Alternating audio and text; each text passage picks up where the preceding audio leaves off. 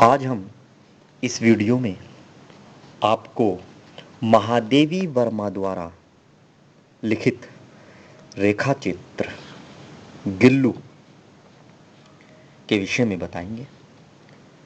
महादेवी जी के रेखाचित्र संग्रह का नाम है, जिसमें बहुत सारे रेखाचित्र हैं। उस रेखाचित्र संग्रह का नाम है मेरा परिवार। रेखाचित्र संग्रह यानी कि जिसमें बहुत सारे संग्रह हैं। उस पुस्तक का नाम यानी कि उस रेखाचित्र का नाम मेरा परिवार। वहाँ से ये गिल्लू रेखाचित्र को लिया है। मेरे परिवार में उन पशु पक्षियों का वर्णन है जो उनके घर में पले बड़े थे। उनके घर में, किसके घर में? महादेवी वर्मा जी के घर में पले बड़े थे। उनसे महादेवी जी का अपनापन झलकता था। उनसे महादेवी जी का अपनापन झलकता था, यानी कि महादेवी वर्मा जी को उन पशु पक्षियों से प्रेम हो गया था। गिल्लू एक गिलहरी का बच्चा था। किसका? गिलहरी का बच्चा था, जिसका नाम महादेवी वर्मा जी ने क्या रखा था? गिल्लू रखा था। गिल्लू का रेखाचित्र का सारांश इस प्रकार है।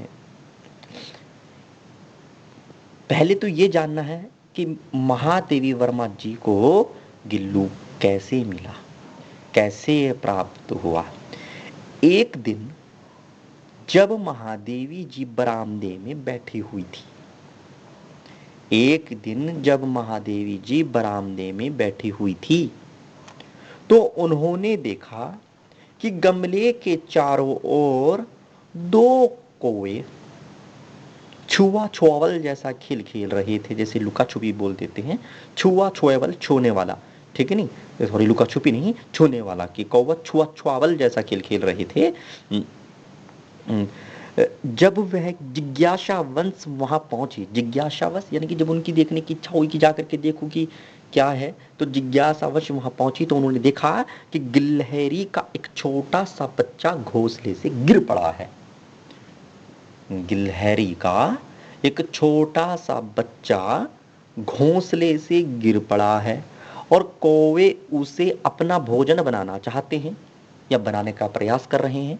यानी कि जो कौवे थे, वह कौवे उस छोटे से गिलहरी के बच्चे को खाना चाहते थे। उनकी चोंच से वह गिल्लू घायल हो गया था। महादेवी जी उसे उठाकर लाई, उसके घाव को साफ किया, पेनिसिलिन का मरहम लगा दिया। महादेवी जी ने रुई की बत्ती बनाकर दूध की कुछ बूंदें उसके मुंह में टपकाई। किसके मुंह में? गिल्लू के मुंह में टपकाई। धीरे धीरे वह दूध पीना सीख गया था और इतना स्वस्थ हो गया कि अपने नन्हे पंजों से महादेवी जी की अंगुली पकड़ने लगा। फिर कुछ महीनों में उस पर कोमल रोए आ गए, उसकी पूंछ अच्छी हो गई, मतलब झब्बेदार पूंछ हो गई, और उसकी चंचल चमकदार आंखें हो गई जो सबको आश्चर्यचकित लगने लगी। अब महादेवी जी ने उस गिलहरी के बच्चे का नाम गिल्लू रख दिया था। उसे एक डलिया में रुई बिछाकर रखा गया और डलिया को तार से खिड़की पर लटका दिया गया। 2 वर्ष तक गिल्लू का घर वह डलिया ही रहा, यानी कि 2 वर्ष तक वह गिल्लू उसी डलिया में रहा। वह उसमें हिल डुल कर झूले झूलता था और अपनी मन के जैसी आंखें यानी कि चमक जैसी आंखों से इधर उधर देखता रहता था। उस गिल्लू के जितने भी क्रियाकलाप थे, जो भी वो कार्य करता था गिल्लू सही, वो सबको अच्छे लगते थे। जब महादेवी जी लेखन का कार्य करती थी या महादेवी जी लिखने बैठा करती थी, तो वह उनका ध्यान, किनका ध्यान? महादेवी जी का ध्यान अपनी ओर खींचना चाहता था या खींचने का प्रयास करता था। कि गिल्लू चाहता था कि महादेवी वर्मा जी मुझे देखें।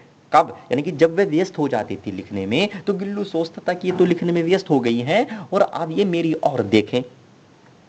वह उनके पैरों तक दौड़कर आता और फिर सर से पर्दे पर चढ़ जाता।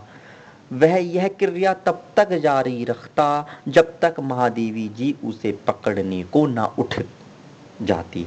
वह कभी उसे पकड़कर एक लंबे लिफाफे में इस प्रकार से बंद कर देती थी कि उसके अगले पैर और मुंह बाहर रहते थे, ठीक है नहीं, और बीच का धड़ लिफाफे में रहता था। वह घंटों उसमें खड़ा रहता और अपनी चमकीली आंखों से उन्हें ताकता रहता था। किनको ताकता रहता था? महादेवी जी को ताकता रहता था। जब उसे भूख लगती तो चिक चिक की आवाज करता और बिस्कुट और काजू पंजे से पकड़कर कुतरता रहता था। जब गिल्लू के जीवन का प्रथम बसंत आया, पहला बसंत आया, बसंत का मौसम जिसमें फूल खिलने लगते हैं, वो बसंत आया, तो बाहर की गिलहरियां खिड़की की जाली के पास आकर चिक चिक की आवाज करके उसे बुलाने लगी। वे गिल्लू को इतनी लालसा भरी नजरों से ताकती थी, वे गिल्लू को इतनी लालसा इच्छा भरी नजर से ताकती थी कि महादेवी जी ने उसे मुक्त करने की सोच ली कि अब मैं इसे आजाद कर दूं, यह भी बाहर चला जाएगा, क्योंकि इसको और गिलहरियां बुला रही हैं। एक कील निकालकर जाली का थोड़ा सा कोना उठा दिया गया ताकि वह आसानी से बाहर निकल सके और यदि अंदर आना चाहे तो आराम से आ सके। जाली से बाहर निकलकर गिल्लू ने मुक्ति की सांस ली, आजादी की सांस ली, पर उसने अपना घर नहीं छोड़ा। यानी कि कहने का तात्पर्य यह है कि गिल्लू को भी महादेवी जी से इतना लगाव हो गया था कि वह उन गिलहरियों के झुंड में तो चला जाता था, लेकिन महादेवी वर्मा जी को नहीं भूल पाया था। गिल्लू को महादेवी जी से बहुत लगाव हो गया था। दिन भर गिलहरियों का नेता बना घूमता रहता, डाल डाल पर उछलता कूदता रहता और ठीक 4 बजे खिड़की के अंदर आकर झूले पर झूलने लगता। गिल्लू के मन में महादेवी जी के प्रति बहुत ही ज्यादा अपनापन था। वह कभी फूलदान में छिपकर, कभी पर्दे की चुन्नर या सोन जूही की पत्तियों में छिपकर महादेवी जी को चौंका कर प्रसन्न करने की कोशिश करता था। महादेवी जी की थाली से भोजन करता था। काजू उसका बहुत ही प्रिय भोजन था। एक दिन ऐसा हुआ कि महादेवी जी की एक मोटर दुर्घटना में घायल हो गई थी और कुछ दिन उन्हें अस्पताल में रहना पड़ा था। महादेवी जी की एक मोटर दुर्घटना हो गई और उस दुर्घटना में घायल हो गई। घायल होने के बाद उन्हें एक अस्पताल में भर्ती कराया गया था। उस दौरान जब महादेवी वर्मा अस्पताल में भर्ती रही तो उस दौरान गिल्लू ने बहुत कम काजू खाए, क्योंकि गिल्लू सोच रहा था कि वर्मा जी यहाँ पर है ही नहीं, तो इसलिए उसको खाना कम हो गया। क्योंकि गिल्लू समझ गया था कि वे अस्वस्थ हैं, उनकी ऐसी स्थिति में वे अपने नन्हे मुन्ने पंजों से उनके सिरों और बालों को परिचारिका की तरह चलाया करता था। जैसे कोई सेविका होती है और वह उसके बाल को, सिर को दबा रही होती है, उसी प्रकार से वे बालों को परिचारिका की तरह सहलाया करता था, यानी कि एक सेविका का काम किया करता था। गर्मी के दिनों में जब महादेवी जी का काम कर रही होती थी तो वह सुराही पर लेट जाता और महादेवी जी के पास सुख के साथ ठंडक पाता था। गिलहरी की जो उम्र मानी गई है वो 2 वर्ष है। गिल्लू की आयु सीमा निकट आ चली, यानी गिल्लू की लगभग 2 वर्ष की सीमा पास आ चली। उसने भोजन छोड़ दिया। रात में ठंड की यातना से पीड़ित होकर महादेवी जी के बिस्तर पर आया, यानी कि जब गिल्लू को बहुत ज्यादा ठंड लगी और वह महादेवी जी के बिस्तर पर आ गया और पंजे से अंगुली पकड़कर चिपक गया। महादेवी जी के पंजे से अंगुली पकड़ करके वह चिपक गया।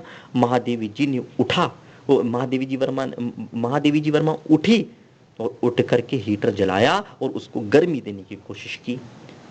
प्रभात की, यानी कि सुबह प्रभात की पहली किरण के उदित होते ही, जैसे ही प्रातः काल की पहली किरण निकली और वे चिर निद्रा में, यानी कि हमेशा हमेशा के लिए वे मृत्यु की गोद में सो गया।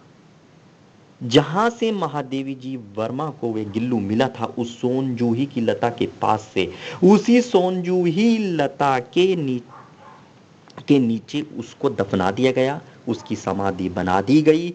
महादेवी जी को ऐसा लगता था, यानी कि कहने का तात्पर्य है कि महादेवी जी ने उस सोनजूही की लता के नीचे उसकी समाधि क्यों बनाई थी? क्योंकि महादेवी जी वर्मा को ऐसा लगता था कि किसी बसंत के दिन सोनजूही की पीली कली बनकर वह खिल उठेगा। सोनजूही की पीली कली बनकर वह गिल्लू खिल उठेगा, यानी कि जो यह गिल्लू है, यह गिल्लू पीले फूल की भांति इस सोनजूही की टहनी पर हमको दिखाई देगा। यह ऐसी आशा से, ऐसी उम्मीद से महादेवी जी ने उस गिल्लू को उस सोनजूही की लता के नीचे दफन कर दिया था, उसकी समाधि बना दी थी। बाद में क्या हुआ कि गिल्लू जब नहीं रहा तो उसका झूला उतार दिया गया, खिड़की की जाली बंद कर दी गई, पर अब भी गिलहरियों को नई पीढ़ी जाली के पार चिक चिक करती रहती थी। यानी कि जो नई नई गिलहरियां आती रहती थी, देखती गिल्लू होगा तो वहीं पर आकर के वे चिक चिक करती रहती थी, आवाज करती रहती थी, और सोनजूही की लता में बसंत छाया रहता था, अर्थात वहां फूल आते रहते थे। इस आशा से उस गिल्लू को वहां उन्होंने दफना दिया था। कहने का पूरा रेखा चित्र का सार इस प्रकार से है, क्योंकि महादेवी जी वर्मा को पशु पक्षियों से बहुत प्रेम था, बहुत प्यार था, इसलिए महादेवी वर्मा जी बहुत संवेदनशील थी। जिस प्रकार से उन्होंने अपना रेखा चित्र मेरा परिवार में उन पशु पक्षियों का जिक्र किया था जो वह अपने घर में पाला करती थी। यदि यह रेखा चित्र आपको अच्छा लगा हो तो आप ज़रूर बताइए, सब्सक्राइब कीजिए, आप कमेंट कीजिए, लाइक कीजिए। यदि आपको और कुछ इसी तरह से हिंदी साहित्य में या आधुनिक गतिविधियों में या हिंदी साहित्य के क्षेत्र में जो भी आप पूछना चाहते हैं, कृपया करके आप हमको बताइए, हम आपकी समस्या का समाधान करेंगे। धन्यवाद।